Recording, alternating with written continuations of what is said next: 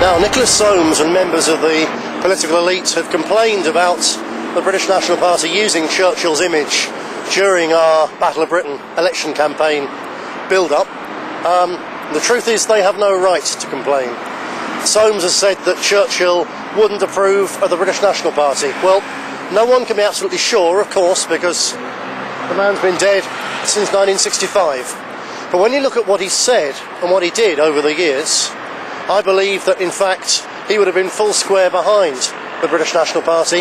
In fact, he really wouldn't have had any choice. At a cabinet meeting in 1954, Churchill told his mainly younger, more liberal Conservative colleagues that Britain would be wrong to import what he described as a colour problem. With extraordinary lack of what would now be political correctness, Churchill went on to say that in any case, these people were only attracted to Britain by the benefit system. This is not a man who would have felt at ease in David Cameron's Conservative Party, as Nicholas Soames is, where they talk openly, they boast of Britain's multicultural diversity and how wonderful it is. Churchill had a very different position.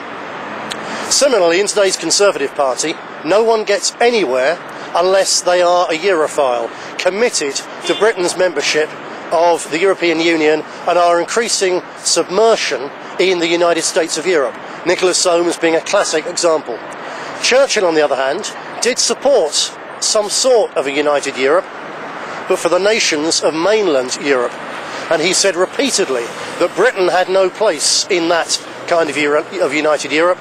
He said that if Britain ever had to make a choice between the open sea and the old Commonwealth of our blood, nations such as Canada and Australia, then Britain should always choose the open sea, because our destiny did not lie in Europe and the nations of Europe.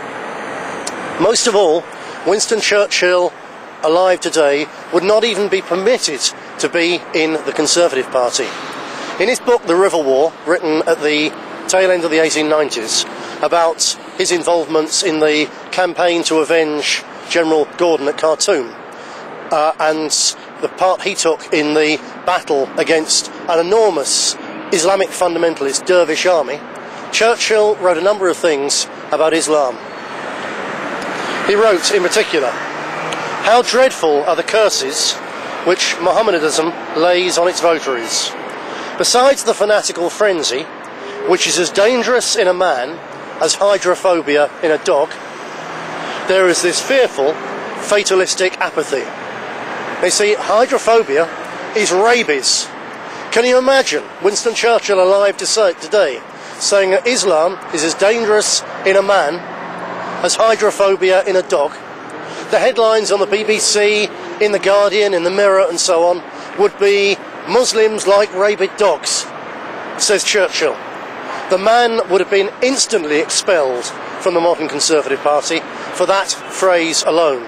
Far from there being any question as to whether Churchill would have belonged in the British National Party, he would have had no choice. No other political party in Britain would have had him as a member. We would have welcomed him with open arms. He went on to say that Islam's attitude to women, where every woman in the world had to belong as an absolute chattel, as the absolute property of some man or another, either as a child, a wife, or as a concubine, as a sex slave. He said that this would delay the abolition of slavery in the world until Islam was no longer a great power in the affairs of men. Again, something that could not possibly be said by any British politician other than a member of the British National Party today. Finally, he said that Islam isn't something from the past. He'd seen it up front, raw and dangerous in North Africa. And he said that no stronger retrograde force exists in the world today. He said it's sweeping across Africa, rearing up fearsome warriors as it goes. And he concluded by saying this: "And were it not that Christianity is sheltered in the strong arms of science, the civilization of modern Europe might fall to Islam."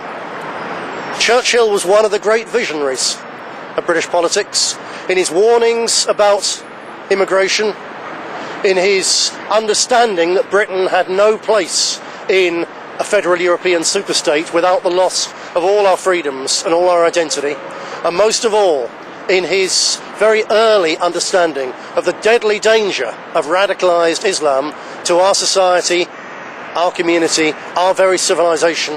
Churchill was not only ahead of his times, but belonged with us in the British National Party.